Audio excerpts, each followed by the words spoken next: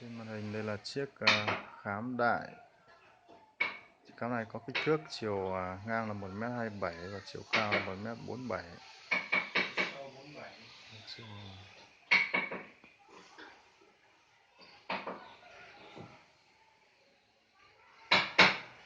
Khám này là được làm bằng gỗ mít toàn phần và gỗ đúc trần.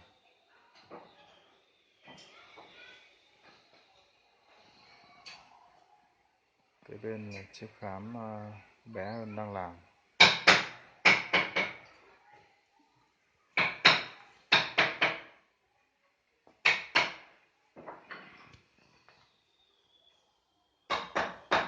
Dang ám giữ mặt tiền, chủ yếu là mặt tiền.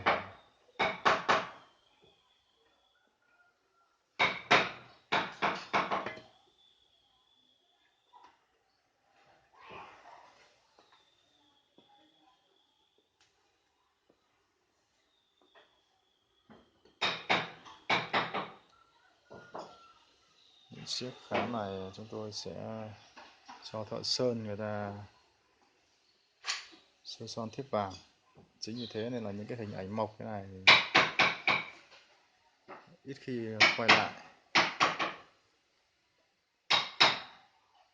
Đây là chiếc khám đục và rồng thật, cũng đang trồng nguyệt.